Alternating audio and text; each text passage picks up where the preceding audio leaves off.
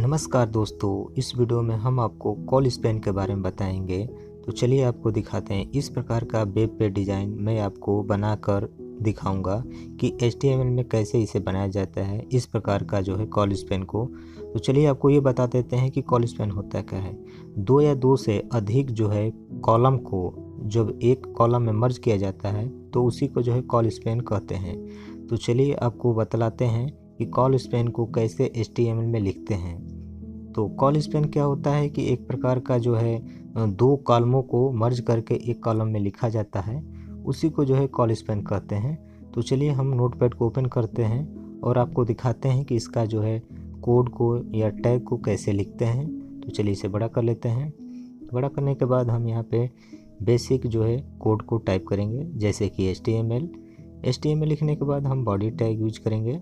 Body tag में जो content आप लिखते हैं वही कंटेंट प्रदर्शित होता है वेब पेज में। तो चलिए बॉडी लिखने के बाद हम कुछ हेडिंग ले लेते हैं, क्योंकि यहाँ पे हेडिंग जो है दर्शाता है कि हम किस वीडियो पे जो है बात कर रहे हैं। तो यहाँ पे चलिए मैं हेडिंग लेता हूँ, हेडिंग H1 ले लेता हूँ। H1 क्या करता है कि बड़ी हेडिंग को दर्शाता है।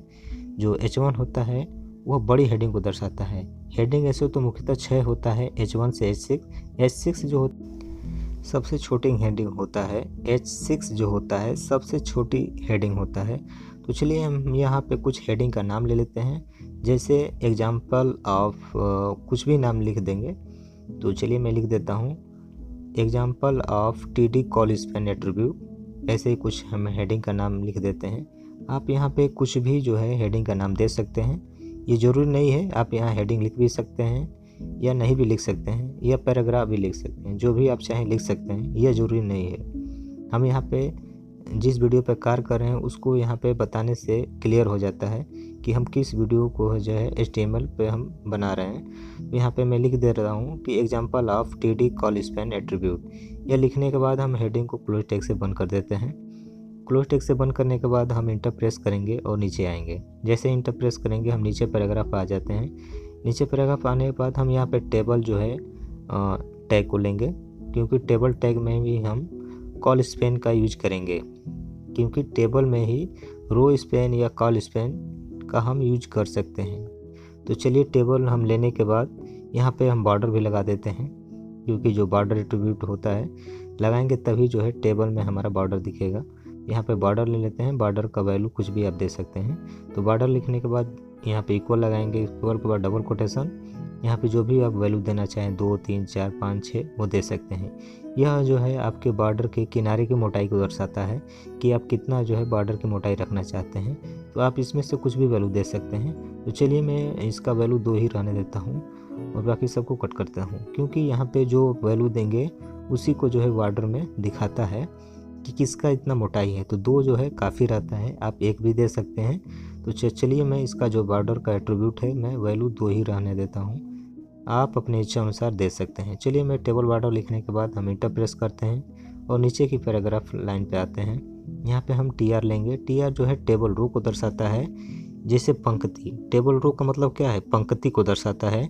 जो टेबल का पंक्ति होता है उसी को दर्शाता है। तो यहाँ पे मैं आपको लिख के बता देता हूँ कि TR जो है टेबल रो को दर्शाता है। जो TH होता है वो टेबल हेडर को दर्शाता है, और जो TR होता है वो पंक्ति को दर्शाता है। तो यहाँ पे आप देख सकते हैं, और यहाँ पे मैं आपको लिख कर भी बता देता हूँ जिससे आपको समझने में आसानी होगी कि यहाँ पे जो है TR जो है रिप्रेजेंटेड करता है किसको? टेबल रो को, यानी जो पंक्ति होती है। तो यहाँ पे हम यहाँ पे TR जो लिख रहे हैं, यहाँ पे जो भी नीचे लिखेंगे उसी पंक्ति में लिखेगा, जब तक कि उसे हम क्लोज टैग से बंद ना कर दें। यहाँ पे TR जो है ओपन टैग है। चलिए यहाँ पे हम TH लेते हैं। TH जो है हमारा टेबल हेडर है, अर्थात यह हेडर को दर्शाता है, हेडिंग को दर्शाता है। जैसे टेबल में जो भी आप हेडिंग का नाम देना चाहें, तो यहाँ पे जो भी आप नाम देंगे वो हेडिंग के रूप में आएगा, यानी मोटा लिखेगा, थोड़ा सा बोल्ड कलर में लिखेगा। तो यहाँ पे चलिए आपको लिख के बता देते हैं कि जो TH होता है वो हेडिंग के लिए होता है, यानी कि टेबल हेडर का काम करता है। TH for table header. यहाँ पे एक प्रकार से आप समझ सकते हैं, जैसे किसी चैप्टर में अगर आप किसी चीज़ को हेडिंग देना चाहते हैं तो हेडिंग क्या होता है? एक मोटा सा कलर होता है। तो उसी प्रकार टेबल में जो है हेडिंग का अगर रूप में कुछ नाम देना चाहते हैं तो यहाँ पे आप TH का नाम दे सकते हैं। तो चलिए मैं यहाँ पे TH का कुछ नाम दे देता हूँ। यानी हेडिंग का, जो अब मैं टेबल में बनाना चाहता हूँ हेडिंग, तो चलिए मैं उसका कुछ नाम दे देता हूँ। तो यहाँ पे चलिए मैं कुछ नाम देता हूँ। यहाँ पे बीच में ही हम नाम देने से पहले जो है कॉल स्पैन का यूज करेंगे, क्योंकि जिस प्रकार हम बना रहे हैं आपको उसी प्रकार करना है, तभी जो है उस प्रकार का आप वेब पेज बना सकते हैं। तो चलिए मैं इस TH के अंदर ही कॉल स्पैन का यूज करता हूँ। देखिए कॉल स्पैन 2 का मतलब होता है कि 2 कॉलम को जो है हम मर्ज कर रहे हैं एक कॉलम में। आप जितना वैल्यू देंगे उतना ही कॉलम मर्ज होगा। तो यहाँ पे देख सकते हैं कि जो है हम 2 कॉलम को मर्ज कर रहे हैं एक कॉलम में। कॉल स्पैन का मतलब यही होता है कि जो है 2 या 2 से अधिक कॉलम को एक कॉलम में मर्ज करना ही कॉल स्पैन कहलाता है। तो यहाँ पे आप देख सकते हैं, इसके लिए आपके पास कॉलम भी होना चाहिए। यदि आपके पास 2 कॉलम से कम है कॉलम, तो जो है मर्ज नहीं हो पाएगा। इसलिए आपको जो है अधिक से अधिक कॉलम आपके पास होना चाहिए मर्ज करने के लिए। तो चलिए मैं आपको लिख के बता देता हूँ कि col span 2 means 2 columns merge into a cell या बॉक्स, कुछ भी लिख सकते हैं, या कॉलम। ठीक है, क्योंकि जो है कॉल स्पैन 2 जो वैल्यू आप 2 देंगे उसी को जो है मर्ज करेगा, यानी कि 2 कॉलम को मर्ज करेगा एक कॉलम में। तो चलिए मैं यहाँ पे जो है कॉल स्पैन लगा कर आपको दिखाता हूँ। तो यहाँ पे आप देख सकते हैं कि इस प्रकार जो है लिखा गया है कॉल स्पैन 2 का मतलब। ठीक है, तो चलिए इसे कट करते हैं और आपको आगे बताते हैं। तो यहाँ पे आप देख सकते हैं कॉल स्पैन मेरा लग चुका है। कॉल स्पैन 2 का जो मतलब होता है 2 column merge into a cell, यानी कि 2 या 2 से अधिक कॉलम को जो है अगर आप मर्ज करेंगे तो जो है कॉल स्पैन कहलाता है। ठीक है, यहाँ पे आप देख सकते हैं कॉल स्पैन। अगर इस स्टेप जो भी आपको समझ में नहीं आया हो तो हमें ज़रूर कमेंट कीजिए, हम आपको बताने का पूरा प्रयास करेंगे, क्योंकि इसमें थोड़ा दिक्कत हो भी सकता है आपको। लेकिन जिस प्रकार बना रहे हैं आप उस प्रकार अगर बनाएंगे तो आपको समझने में आसानी होगी। और बनाने के बाद हम आपको टैग को भी सामने रख देंगे, जिससे आपको पूरी तरह समझने में आसानी होगी। तो चलिए मैं यहाँ पे कुछ नाम दे देता हूँ, जैसे स्टूडेंट फीस डिटेल्स। ये जो मैं नाम दे रहा हूँ यही जो है टेबल में हेडिंग के रूप में दिखेगा। यहाँ पे जो भी आप नाम देंगे वही जो है हेडिंग के रूप में वहाँ पे दिखेगा। टेबल में जो है हेडिंग यही दिखेगा मोटा कलर में। स्टूडेंट फीस डिटेल्स जो है यही जो है मोटा कलर दिखेगा। TH को हम क्लोज टैग से बंद कर देंगे। जो टेबल हेडर होता है उसे हम क्लोज टैग से बंद कर देंगे। क्लोज टैग से बंद करने के लिए आपको जो है फॉरवर्ड स्लैश का प्रयोग करना होता है। तो यहाँ पे आप देख सकते हैं कि स्टूडेंट फीस डिटेल्स ये जो है हमारा एक जो है हेडिंग बन चुका है। चलिए हम इंटर प्रेस करते हैं और नीचे आते हैं। यहाँ पे TR को भी क्लोज टैग से बंद कर देंगे, क्योंकि हमें जो है एक ही जो इसमें हमें टेबल रो में एक ही जो है हेडिंग को शामिल करना है। TR जैसे ही क्लोज करेंगे हमारा टेबल रो का पंक्ति समाप्त हो जाएगा और हम यहाँ पे नीचे इंटर प्रेस करके आएंगे और एक और टीआर को हम जो है TR को लेंगे। ये जो TR है टेबल रो को दर्शाता है। एक हम नया TR लेंगे जिसमें हम कुछ और कंटेंट को शामिल करेंगे। यहाँ पे चलिए मैं एक और कंटेंट को शामिल करता हूँ। यहाँ पे मैं एक और जो है हेडिंग को शामिल करता हूँ। यहाँ पे मैं TH लेता हूँ। जब भी आपको TH दिखे अर्थात आप समझ लीजिए वो हेडिंग को दर्शा रहा है। तो यहाँ पे मैं जो है TH के रूप में हेडिंग के रूप में स्टूडेंट लेता हूँ, यानी कि ये भी मेरा जो है एक हेडिंग के रूप में दिखेगा वहाँ टेबल में। तो स्टूडेंट्स में जो लिख रहा हूँ वहाँ पे हेडिंग के रूप में दिखेगा। चलिए मैं इसे भी क्लोज टैग से बंद कर देता हूँ। जो TH है मैं इसे क्लोज टैग से बंद कर दिया, अर्थात मेरा एक जो है हेडिंग हो चुका है। मैं एक और हेडिंग लूँगा इसी में। चलिए मैं एक और हेडिंग ले लेता हूँ। मैं इसी को कॉपी पेस्ट कर दिया हूँ। ठीक है, आप लिख भी सकते हैं या कॉपी पेस्ट भी कर सकते हैं। तो चलिए मैं इसका कुछ नाम चेंज कर देता हूँ, क्योंकि दोनों का जो हेडिंग का नाम है वो दोनों अलग अलग कर देते हैं। इसका नाम मैं फीस कर देता हूँ। पहला का नाम स्टूडेंट होगा, दूसरा का फीस। ये दोनों आपको जो है टेबल हेडिंग के रूप में दिखेंगे वहाँ पे, स्टूडेंट फीस। और ये जो ऊपर वाला है स्टूडेंट फीस डिटेल्स, यह जो है मर्ज करके दिखाएगा, 2 कॉलम को मर्ज करके उसी में लिख के दिखाएगा। तो चलिए जो आपके पास टैग जब रखेंगे तब आपको पूरी तरह क्लियर होगा। ठीक है, तो चलिए मैं यहाँ TR को भी क्लोज कर देता हूँ। जो मैंने पंक्ति लिया था TR का उसे क्लोज कर देता हूँ, अर्थात जो मैंने TR पंक्ति में जो स्टूडेंट फीस दिखेगा उसका जो है पंक्ति अब बंद हो जाएगा। चलिए बंद होने के बाद एक मैं और नया TR लेता हूँ। TR जो है टेबल रो को दर्शाता है। जब आप TR लेंगे उसे जो है लास्ट में क्लोज करेंगे। क्लोज करने के बाद क्या होता है कि उस पंक्ति में जो भी आप कंटेंट लिखे होते हैं उसकी जो है वहीं तक समाप्ति हो जाती है। उसके बाद जो है उसमें आप कोई और कंटेंट नहीं लिख पाते हैं। तो चलिए मैं एक टीआर लेता हूँ। टीआर लेने के बाद एक टीडी लेता हूँ। टीडी क्या करता है, सेल को दर्शाता है। जब भी आपको टीडी दिखे यह सेल को दर्शाता है। तो चलिए मैं आपको लिख के बता देता हूँ कि टीडी जो है रिप्रेजेंटेड करता है किसको, सेल को।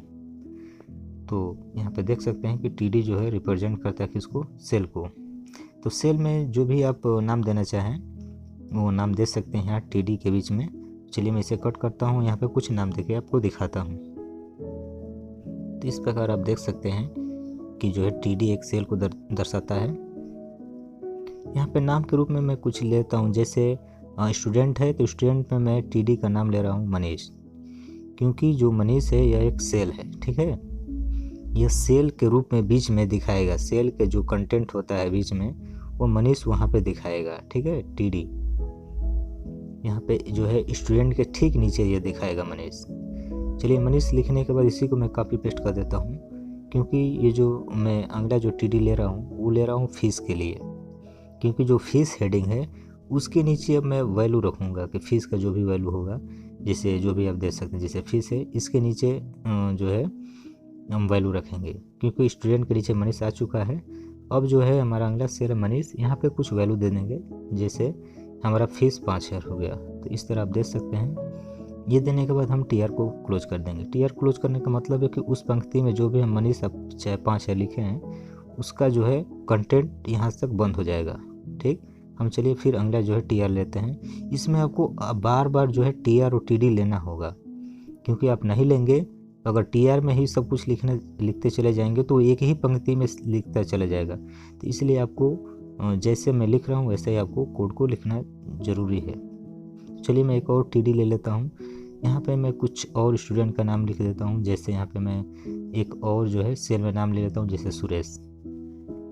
चलिए मैं यहाँ पे सुरेश नाम ले लेता हूँ। इसे भी क्लोज टैग से बंद करता हूँ। बंद करने के बाद इसे भी कॉपी पेस्ट कर देता हूँ और यहाँ पे फीस के रूप में एक और जो है वैल्यू मैं ऐड कर देता हूँ। तो चलिए मैं कुछ और जो है वैल्यू ऐड कर दूँ, जैसे यहाँ 4000 ऐड कर देता हूँ। तो चलिए हम इसे भी क्लोज टैग से बंद कर देते हैं टीआर को, क्योंकि इस पंक्ति में मुझे 2 ही लिखना है वैल्यू, सुरेश एंड 4000। इतना सब लिखने के बाद हम जो है उस पंक्ति को बंद कर देंगे।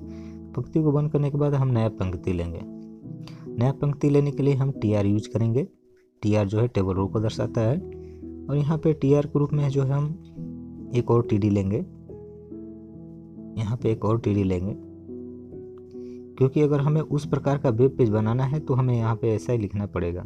तो चलिए हम टीडी लिखते हैं। टीडी में ही हम जो है कॉल स्पेन का यूज करते हैं। हम अगेन एक और कॉल स्पेन का यूज करेंगे, क्योंकि हमें ऊपर और नीचे 2 जो है कॉलम को मर्ज कर रहे हैं। तो यहाँ सेल में भी कॉल स्पेन लगाएंगे, जो टीडी है कॉल स्पेन।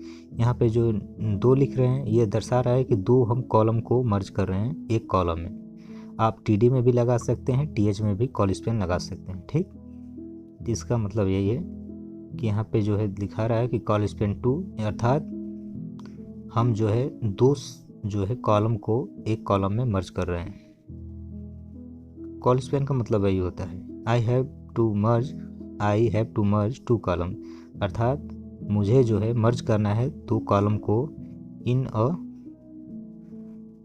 वन सेल या कॉलम, जो भी आप लिख सकते हैं। मैं आपको यहाँ पे समझाने के लिए लिख रहा हूँ। तो यहाँ पे इस प्रकार आप देख सकते हैं। तो एक जो है आपको कॉल स्पेन ऊपर दिखेगा, जहाँ पे example of TD call Spain होगा, और एक जो है कॉल स्पेन नीचे दिखेगा, जहाँ पे टोटल अमाउंट होगा, जो मैं इस वैल्यू को जोड़ूंगा, जैसे 5000 4000 होगा तो उसमें वैल्यू को लिख के आपको दिखाऊंगा। तो यहाँ पे देख रहे हैं टोटल 9000। तो मैं इसीलिए इसका कॉल स्पेन का यूज किया हूँ, क्योंकि 2 कॉलम को मर्ज करके एक ही कॉलम में रखेगा। यह यहाँ पे जो टोटल 9000 है वहाँ पे दिखेगा आपको कॉलम में, ठीक है। यहाँ पे देख रहे हैं। टीडी को भी मैं क्लोज टैग से बंद कर दूँगा। यह आपको स्टेप वहाँ पर क्लियर हो जाएगा जब मैं उस टैग को आपके सामने रखूँगा। तो यहाँ पे आपको घबराने की आवश्यकता नहीं है।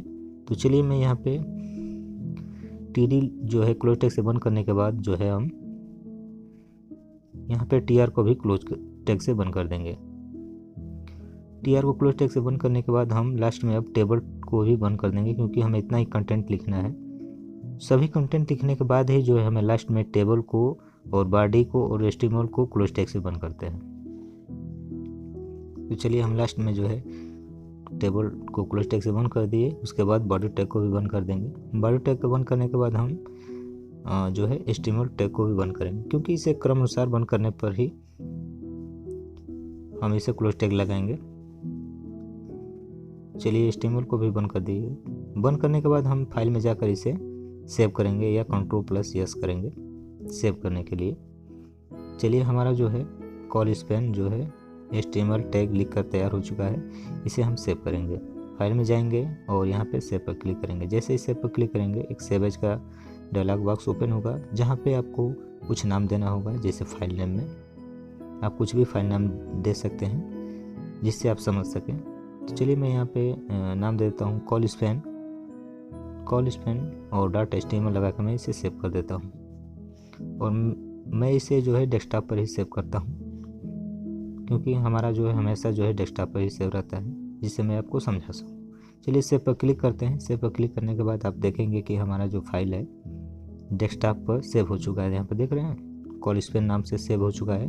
चलिए इसे डबल क्लिक करके ओपन करके आपको दिखाते हैं कि हमारा वेब पेज किस प्रकार दिख रहा है। तो चलिए इस पर डबल क्लिक करते हैं। जैसे ही डबल क्लिक करेंगे हमारा जो है इस प्रकार का वेब पेज दिखाएगा। देख रहे हैं example of TD call span, जो मैंने पहला यूज किया था स्टूडेंट फीस डिटेल्स। तो देख रहे हैं वो ऊपर हेडिंग के रूप में दिखा रहा है और नीचे वाला देख रहे हैं टोटल 9,000। तो चलिए मैं आपको टैग को आपके सामने रखता हूँ, जो मैंने HTML टैग लिखा था, जिससे आपको समझने में आसानी होगी। अब जो है आपको पूरी तरह समझ में आ जाएगा कि हमने कॉल स्पैन का यूज को किस प्रकार करना है और कैसे लिखना है। देखिए अब आपको क्लियर हो जाएगा। यहाँ पे देख सकते हैं आप कि जो H1 में मैं हेडिंग लिया था वहाँ पे दिख रहा है ऊपर, सबसे ऊपर दिख रहा है, क्योंकि जो H1 है सबसे बड़ा हेडिंग होता है। तो यहाँ पे वो देख सकते हैं। और नीचे जो मैं TH में लिया था कॉल स्पैन का, वहाँ पे जो नाम दिखा हूँ स्टूडेंट फीस डिटेल्स, वो आपको दिख रहा है। और स्टूडेंट में एक और जो मैं TH लिया हूँ टेबल हेडर स्टूडेंट और फीस, वो भी आपको दिख रहा है दोनों हेडिंग के रूप में। और नीचे मैं कॉल स्पैन का यूज किया हूँ टोटल में, वो भी आपको दिख रहा है। तो इस तरह से जो है आप कॉल स्पैन का यूज कर सकते हैं। तो इस वीडियो में बस इतना ही। यदि आपको इस स्टेप में जो भी समझ में नहीं आया हो हमें कमेंट कीजिए, हम आपको बताने का पूरा प्रयास करेंगे। धन्यवाद।